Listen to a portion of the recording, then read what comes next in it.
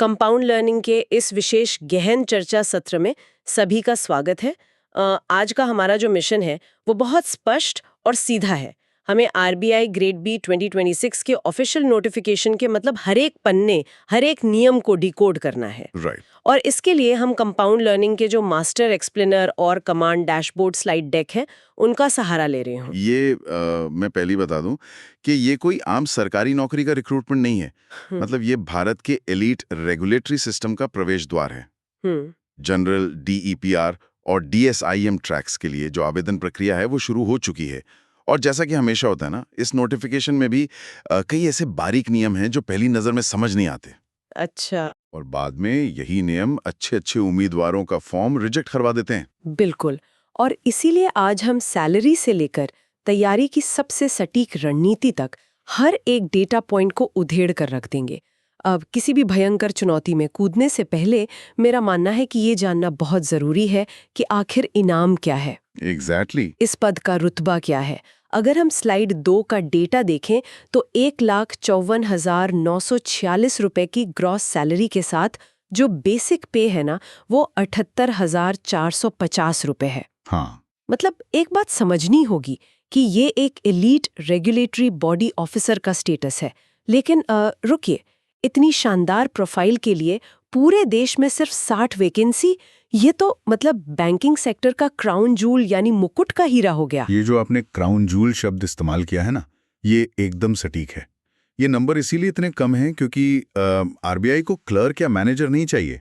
उन्हें ऐसे रणनीतिकार चाहिए जो भविष्य में सेंट्रल बैंक के गवर्नर या डिप्टी गवर्नर बन सकें। बिल्कुल सही कहा। अगर हम इन 60 सीटों का विस्तृत ब्रेकडाउन देखें तो सबसे ज्यादा फोकस जनरल या जिसे हम डायरेक्ट रिक्रूटमेंट डीआर ट्रैक कहते हैं उस पर है, जिसमें कुल 40 पद हैं। अच्छा, 40। और कैटेगरीज में कैसे बटे हैं ये? इनमें जो अनरिजर्व्ड कैटेगरी है हाँ। उसके लिए 16, ईडब्ल्यूएस के लिए 4, ओबीसी के लिए 9, एससी के लिए 7 और एसटी के लिए 4 पद आरक्षित हैं। बाप रे। मतलब सोचिए, पूरे भारतवर्ष से लाखों एस्पिरेंट्स बैठेंगे और जनरल ट्रैक में अनरिजर्व्ड सीटें सिर्फ 16 हैं। हाँ, सिर्फ 16। ये प्रतिस्पर्धा का स्तर तो रोंगटे खड़े करने वाला है। अच्छा, बाकी के 20 पदों का क्या गणित है? बाकी जो 20 पद हैं वो दो बहुत ही स्पेशलाइज्ड विभागों के लिए हैं। पहला है डीईपीआर यानी department of economic and policy research. Right. इसमें कुल 10 पद हैं। अनरिजर्व्ड के 4, ईडब्ल्यूएस का 1, ओबीसी का 1, एससी के 3 और एसटी का 1 पद है। और दूसरा ट्रैक है डीएसआईएम यानी department of statistics and information management. यहां भी 10 वैकेंसी हैं। Unreserved 4, EWS 1, OBC 4, SC 1। और यहां ध्यान देने वाली बात यह है कि डीएसआईएम में एसटी कैटेगरी के लिए इस बार कोई सीट नहीं है। वेट, एसटी के लिए 0 सीट्स? हाँ, एकदम शून्य। तो अगर सबको जोड़ दें तो कुल 60 पदों का मैट्रिक्स कुछ ऐसा बनता है। अनरिजर्व 24, ईडब्ल्यूएस 6, ओबीसी 14, एससी 11 और एसटी 5। ये ब्रेकडाउन अपने आप में डराने वाला है। खैर, इस सीमित अवसर को भुनाने के लिए सबसे पहली शर्त है कि रेस में सही समय पर एंट्री ली जाए। बिल्कुल। हमारी क्रिटिकल टाइमलाइन के अनुसार 29 अप्रैल 2026 से ही ऑनलाइन आवेदन और नोटिफिकेशन जो है वो लाइव हो चुके हैं। हाँ। लेकिन जो डेडलाइन है 20 मई 2026 शाम 6 बजे। मतलब मैं सोच रही हूँ कि ये समय इतना स्पेसिफिक क्यों है?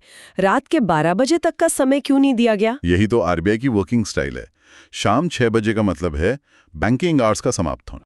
राइट। ये अंतिम तिथि है आवेदन करने और फीस भरने की। और जो फॉर्म एडिट विंडो है ना, वो 5 जून 2026 को बंद होगी। यहाँ मैं सभी एस्पिरेंट्स को एक बहुत बड़ी चेतावनी देना चाहूंगी। किसी भी उम्मीदवार को मतलब 20 मई का इंतजार तो बिल्कुल भी नहीं करना चाहिए। एकदम सही कह रही हैं आप। आखिरी 48 घंटों में ना नेशनल सर्वर्स पर अचानक ट्रैफिक इतना बढ़ जाता है कि अक्सर पेमेंट गेटवे क्रैश हो जाते हैं या फिर फॉर्म सबमिट होने में एरर आ जाता है। हाँ, बहुत कॉमन है ये। अगर कोई सीरियस एस्पिरेंट है तो उसे पहले हफ्ते में ही ये प्रक्रिया पूरी कर लेनी चाहिए। अब अगर एग्जाम डेट्स की बात करें तो फेज 1 एग्जाम 13 और 14 जून 2026 को होगा। अच्छा, 13 और 14? हाँ, जनरल वालों के लिए 13 जून और डीईपीआर व डीएसआईएम वालों के लिए 14 जून। और इसके ठीक बाद मतलब जो लोग इस पहली बाधा को पार करेंगे उनका सामना फेज 2 से होगा, जो 25 और 26 जुलाई 2026 को निर्धारित है। जनरल के लिए 25 जुलाई और स्पेशलाइज्ड ट्रैक्स के लिए 26 जुलाई। राइट। जरा सोचे, फेज 1 और फेज 2 के बीच मुश्किल से 40 दिन का समय है। बस इतना ही? खैर, तारीखें तो फिक्स हो गईं, लेकिन इस परीक्षा रूपी किले के अंदर घुसने की इजाजत किसे है? चलिए उन एलिजिबिलिटी गेट्स को चेक करते हैं जहां से असल छटनी शुरू होती है। तो छटनी का जो सबसे पहला गेट है वो है आयु और राष्ट्रीयता। इस पूरी प्रक्रिया के लिए जो कट ऑफ डेट है वो 1 अप्रैल 2026 रखी गई है। इस दिन उम्मीदवार की उम्र 21 से 30 वर्ष के बीच होनी चाहिए। इसे और भी आसान भाषा में गोल्डन रूल की तरह कहें तो जो जन्म है ना, वो 2 अप्रैल 1996 से 1 अप्रैल 2005 के बीच का होना चाहिए, और ये दोनों तारीखें भी इसमें शामिल हैं। लेकिन हर बार की तरह कुछ छूट या रिलैक्सेशन भी तो होंगी ही। बिल्कुल है। एससी और एसटी कैटेगरी के लिए अधिकतम आयु में 5 वर्ष की छूट है।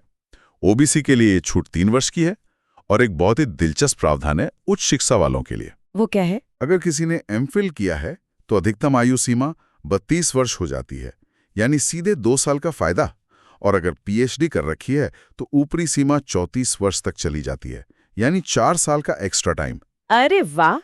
और नेशनैलिटी का क्या रूल है? राष्ट्रीयता के मामले में भारत का नागरिक होना तो मानक है ही, साथ ही नेपाल या भूटान की प्रजा या 1962 से पहले आए योग्य तिब्बती शरणार्थी भी आवेदन कर सकते हैं। अच्छा, अब आते हैं दूसरे गेट पर, यानी न्यूनतम शैक्षिक योग्यता। ये वो जगह है जहां मुझे लगता है सबसे ज्यादा दिल टूटते हैं। बिल्कुल। कट ऑफ डेट यहाँ भी 1 अप्रैल 2026 ही है।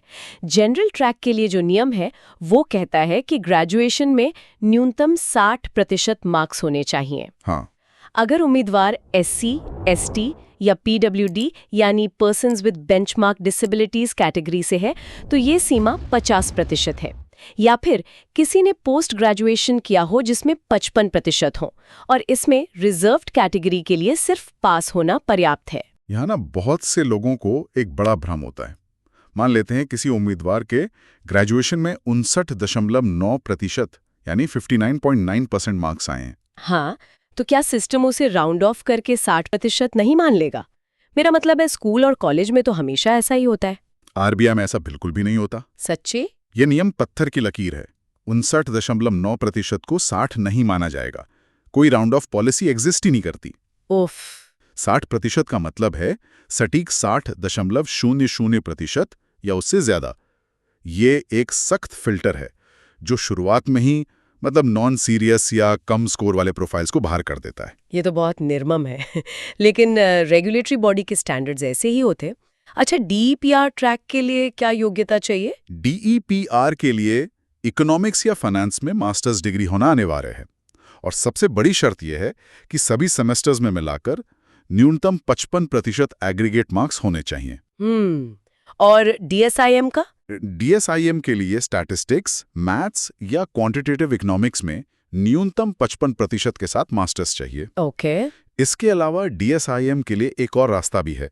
अगर किसी ने आईएसआई, आईआईटी या आईआईएम जैसे प्रीमियर संस्थानों से 55% के साथ पीजीडीबीए यानी post graduate diploma in business analytics किया है तो वे भी इसके लिए पूरी तरह योग्य हैं। मतलब साफ है, आरबीआई को देश के बेहतरीन क्वांटिटेटिव दिमाग चाहिए। बिल्कुल। अब मान लेते हैं कि कोई इन सभी एलिजिबिलिटी गेट्स को पार कर लेता है। इसके बाद शुरू होता है असल गॉन्टलेट, वो चक्रव्यूह जो उम्मीदवार को तोड़ कर रख देता है। सिलेक्शन के कुल 3 चरण हैं। हाँ। पहला है फेज 1 प्रीलिम्स, जो सिर्फ क्वालिफाइंग है, इसके मार्क्स फाइनल में नहीं जुड़ते। दूसरा है फेज 2 मेंस, जो कि असली मेरिट डिसाइडर है।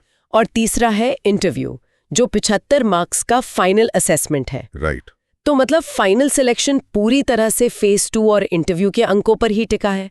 तो इस फेज 1 की एनाटॉमी क्या है? जनरल ट्रैक का जो फेज 1 है ना, वो एक ऐसा प्रेशर कुकर है जो अच्छों के पसीने छुड़ा देता है।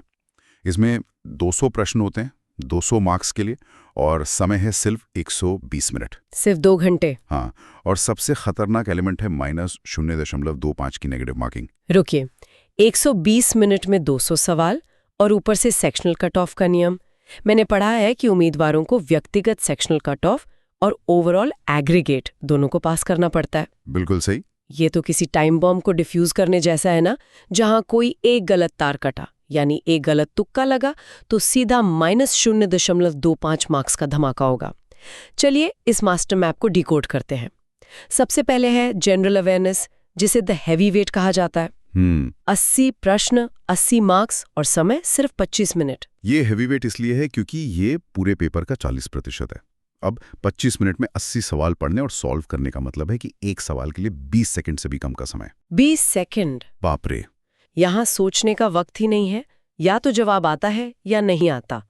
इसका सिलेबस भी बहुत व्यापक है। बैंकिंग और फाइनेंशियल सिस्टम, करंट अफेयर्स, सरकारी योजनाएं, केंद्रीय बजट और स्टैटिक अवेयरनेस। इसके बाद आता है रीजनिंग, जिसे मैं द टाइम सिंक कहता हूँ। 60 प्रश्न, 60 मार्क्स और 45 मिनट। राइट। मैं इसे टाइम सिंक इसलिए मानता हूँ क्योंकि इसमें puzzles, seating arrangement, syllogism, blood relations, coding decoding और इनइक्वालिटीज शामिल हैं। बिल्कुल। ये वो सवाल हैं जो उम्मीदवार को ऐसा फंसाते हैं कि उन्हें लगता है बस 1 मिनट और ये सॉल्व हो जाएगा, और उस चक्कर में वे अपने बहुमूल्य 10 मिनट गवा देते हैं। एकदम सही। और बाकी 2 सेक्शन भी कम नहीं है। इंग्लिश सेक्शन, जिसे द स्पीड टेस्ट कहते हैं, इसमें 30 प्रश्न, 30 मार्क्स और सिर्फ 25 मिनट हैं। इसमें reading comprehension, cloze test, error detection, jumbled paragraph और वोकैबुलरी है। और आखिरी है क्वांटिटेटिव एप्टीट्यूड, यानी द एक्यूरेसी टेस्ट। 30 प्रश्न, 30 मार्क्स, 25 मिनट। राइट। या ना डेटा इंटरप्रिटेशन पर बहुत भारी फोकस होता है। साथ ही quadratic equation, number series, approximation और अरिथमेटिक के सवाल होते हैं। ये पूरा का पूरा फेज 1 मुझे एक T20 क्रिकेट मैच की तरह लगता है, जहां स्पीड और सटीकता ही आपको बचा सकती है। अगर कोई सिर्फ बाउंड्री मारने के चक्कर में हर बॉल पे बल्ला घुमाएगा ना, तो नेगेटिव मार्किंग उसे आउट कर देगी। बहुत बढ़िया एनालॉजी है। लेकिन जैसा कि हमने कहा, ये तो सिर्फ शुरुआत है। असली लड़ाई जो आपका भविष्य तय करेगी वो है फेज 2 मेंस की। हाँ, तो जनरल ट्रैक के फेज 2 में 3 पेपर होते हैं। पेपर 1 है ESI, यानी इकोनॉमिक एंड सोशल इश्यूज। ये 120 मिनट का 100 मार्क्स का पेपर है, लेकिन इसका फॉर्मेट हाइब्रिड है। हाइब्रिड मतलब? हाइब्रिड मतलब 50% हिस्सा ऑब्जेक्टिव होता है, जिसके लिए 30 मिनट मिलते हैं, और 50% डिस्क्रिप्टिव होता है, जिसके लिए 90 मिनट मिलते हैं। अच्छा। फिर आता है पेपर 2, इंग्लिश राइटिंग स्किल्स। ये पूरी तरह से डिस्क्रिप्टिव है। 100 मार्क्स के लिए 3 प्रश्न होते हैं, 90 मिनट का समय होता है, और सबसे अहम बात, ये पूरा पेपर कीबोर्ड पर टाइप करना होता है। ओहो। और पेपर 3 है GFM, यानी जनरल फाइनेंस और मैनेजमेंट। ये भी ESI की तरह 50% ऑब्जेक्टिव और 50% डिस्क्रिप्टिव है, 120 मिनट और 100 मार्क्स के साथ। यहाँ मेरे दिमाग में एक बहुत बड़ा सवाल आता है। बताइए। एक इकोनॉमिक्स और फाइनेंस के एग्जाम में कीबोर्ड टाइपिंग स्पीड क्यों जांची जा रही है? मतलब ये कोई डेटा एंट्री ऑपरेटर की जॉब तो है नहीं। ये सवाल बहुत लाजमी है, लेकिन इसके पीछे ना बहुत गहरी रणनीति है। ये सिर्फ टाइपिंग स्पीड का टेस्ट नहीं है, ये दबाव के माहौल में विचारों को तेजी से और स्पष्ट रूप से व्यक्त करने की क्षमता का परीक्षण है। अच्छा। देखिए, एक RBI अधिकारी को रोजमर्रा के काम में भारी भरकम डेटा का विश्लेषण करके क्रिस्प और स्पष्ट रिपोर्ट्स तैयार करनी होती हैं। अगर दिमाग में बहुत ज्ञान है लेकिन उसे समय पर टाइप करके कम्युनिकेट ही नहीं किया जा सका, तो वो ज्ञान किसी काम का नहीं। कमाल का इंसाइट है ये। अच्छा, जो स्पेशलाइज्ड ट्रैक्स हैं DEPR और DSIM, उनका ढांचा तो इस जनरल ट्रैक से एकदम अलग है ना? बिल्कुल अलग है। DEPR के फेज 1 में 2 पेपर होते हैं, ऑब्जेक्टिव इकोनॉमिक्स 100 मार्क्स का और डिस्क्रिप्टिव इंग्लिश 100 मार्क्स का, कुल 120 मिनट। और DEPR के फेज 2 में 2 पेपर होते हैं, पेपर 1 और पेपर 2, दोनों डिस्क्रिप्टिव इकोनॉमिक्स के 100 मार्क्स के लिए, और प्रत्येक के लिए 120 मिनट मिलते हैं। ओके। यहाँ दिलचस्प बात यह है कि DEPR के मेंस में प्रश्न तो कंप्यूटर स्क्रीन पर आते हैं, लेकिन उत्तर कागज पर लिखने होते हैं। ओहो, मतलब स्क्रीन देखो फिर कागज पर लिखो। और DSIM का क्या? वहीं DSIM के फेज 1 में 120 मिनट का ऑब्जेक्टिव स्टैटिस्टिक्स पेपर होता है, 100 मार्क्स का। लेकिन DSIM का फेज 2 बहुत एग्जॉस्टिंग है। पेपर 2 डिस्क्रिप्टिव स्टैटिस्टिक्स का है, जो पूरे 180 मिनट चलता है। 180 मिनट लगातार? हाँ, 100 मार्क्स के लिए, और इसे भी कागज पर लिखना होता है। फिर पेपर 3 डिस्क्रिप्टिव इंग्लिश है, 90 मिनट 100 मार्क्स, जिसे टाइप करना होता है। बाप रे, 180 मिनट लगातार कागज पर स्टैटिस्टिक्स सॉल्व करना, ये किसी मैराथन से कम नहीं है। अब जरा ईएसआई और एफएम के सिलेबस पर एक नजर डालते हैं। ईएसआई का सिलेबस तो ऐसा लगता है जैसे किसी यूनिवर्सिटी का पूरा ग्रेजुएशन कोर्स हो। बिल्कुल। ग्रोथ एंड डेवलपमेंट में राष्ट्रीय आय, गरीबी, सतत विकास है, इकोनॉमिक लैंडस्केप में भारत का आर्थिक इतिहास, 1991 के सुधार और बजट प्राथमिकताएं हैं। हाँ। ग्लोबलाइजेशन में एक्सपोर्ट इंपोर्ट पॉलिसी, बीओपी यानी बैलेंस ऑफ पेमेंट्स और आईएमएफ, वर्ल्ड बैंक, डब्ल्यूटीओ जैसे संस्थानों के बारे में है।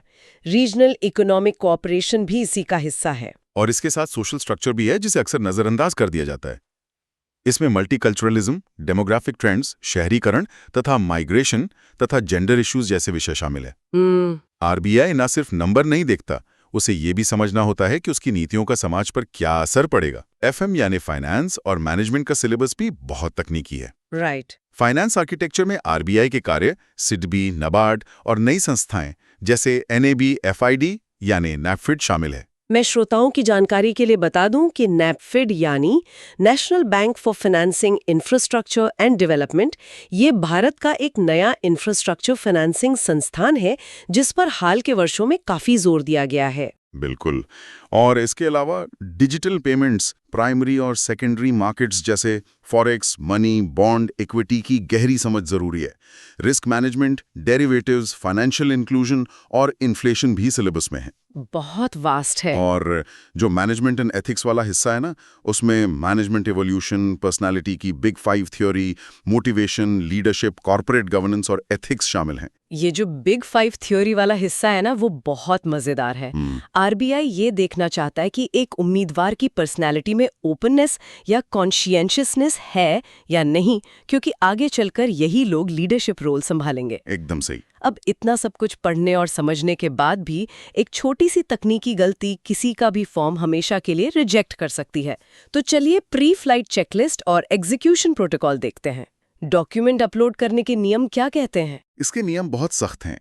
फोटोग्राफ 20 से 50 केबी के बीच का होना चाहिए, जिसका डायमेंशन 200x230 पिक्सल हो और फॉर्मेट सिर्फ जेपीजी या जेपीईजी हो।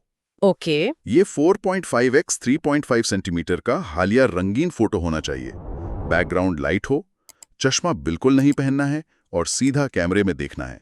और हस्ताक्षर के नियम तो ऐसे हैं जैसे कोई फोरेंसिक जांच हो रही हो। 10 से 20 केबी साइज, 140x60 पिक्सल, हस्ताक्षर सफेद कागज पर केवल काली स्याही यानी ब्लैक इंक से होने चाहिए। हाँ। और सबसे बड़ी बात, कोई भी कैपिटल लेटर इस्तेमाल नहीं किया जा सकता। इसके अलावा जो लेफ्ट थंब इम्प्रेशन है यानी LTI, वो 20 से 50 केबी 240x240 पिक्सल का होना चाहिए। इसे सफेद कागज पर काले या नीले रंग की स्याही से लगाया जा सकता है, लेकिन यह धब्बेदार या स्मज्ड नहीं होना चाहिए। एक और चीज है, हाथ से लिखी डिक्लेरेशन। इसका साइज 50 से 100 केबी के बीच 800x400 पिक्सल होना चाहिए। इसे सिर्फ और सिर्फ सफेद कागज पर काली स्याही से अंग्रेजी भाषा में स्पष्ट रूप से लिखना है। बिल्कुल। ये बात वाकई आश्चर्यजनक लगती है मुझे कि हर साल कितने ही होशियार और योग्य उम्मीदवार सिर्फ इसलिए रिजेक्ट हो जाते हैं क्योंकि उन्होंने डिक्लेरेशन नीले पेन से लिख दिया था या फिर जल्दीबाजी में अपना सिग्नेचर कैपिटल लेटर्स में कर दिया था। ऐसा बहुत बार होता है। तो फॉर्म अप्लाई करने का तरीका सीधा है। rbi.org.in पर जाएं, अपॉर्चुनिटीज आर आरबीआई पर क्लिक करें, फिर करंट वैकेंसीज में जाकर ऑनलाइन एप्लीकेशन फॉर्म चुनें। और हाँ, 5 जून से पहले फाइनल फॉर्म का प्रिंटआउट जरूर ले लें। और फीस मैट्रिक्स क्या है? फीस मैट्रिक्स भी स्पष्ट है। जनरल, ओबीसी और ईडब्ल्यूएस उम्मीदवारों के लिए 850 रुपए प्लस 18% जीएसटी है। SC, ST और पीडब्ल्यूवीडी उम्मीदवारों के लिए 100 रुपए प्लस 18% जीएसटी है। और स्टाफ कैंडिडेट्स का? जो पहले से स्टाफ कैंडिडेट्स हैं उनके लिए कोई फीस नहीं है, यानी निल। फॉर्म का लिंक डिस्क्रिप्शन में दे दिया गया है। चलिए, फॉर्म भर दिया गया, सारे नियम, कट ऑफ और सिलेबस समझ लिए गए, लेकिन इस चक्रव्यूह को भेदा कैसे जाए? अब बात करते हैं कंपाउंड लर्निंग के फाइनल डायरेक्टिव्स की। वो स्ट्रेटेजिक प्रिपरेशन प्रोटोकॉल जो एक आम एस्पिरेंट को एक आरबीआई ग्रेड बी ऑफिसर बनाता है। सबसे पहला नियम क्या है? पहला नियम है ईएसआई और एफएम की तैयारी जल्दी शुरू करें। ज्यादातर लोग सिर्फ फेज 1 की तैयारी में लगे रहते हैं क्योंकि वो स्पीड टेस्ट है। हाँ, ये बहुत बड़ी गलती है। बिल्कुल। सच्चाई ये है कि फेज 2 ही फाइनल सिलेक्शन तय करेगा। अगर फेज 1 के खत्म होने के बाद फेज 2 की तैयारी शुरू की तो समय ही नहीं बचेगा। राइट।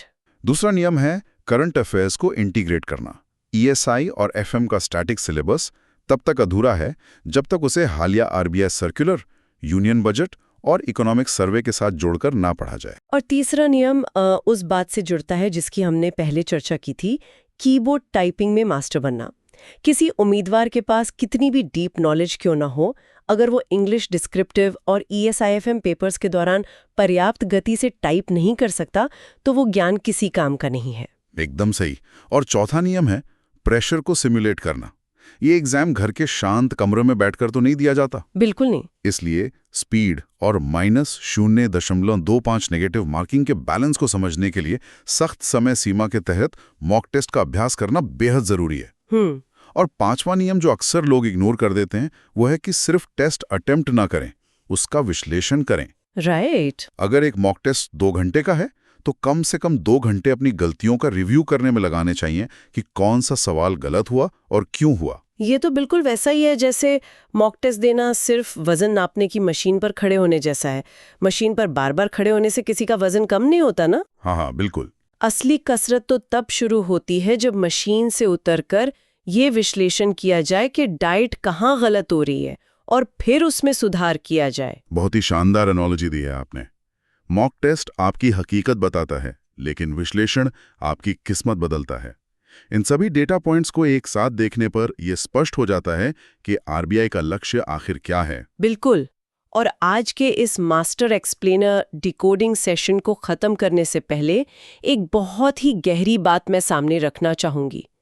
जब हम इस पूरे नोटिफिकेशन को देखते हैं ना, इसकी negative marking, sectional timing, keyboard पर टाइप करने की शर्त, तो ऐसा लगता है कि RBI सिर्फ किताबी ज्ञान वाले स्कॉलर्स को नहीं खोज रहा है।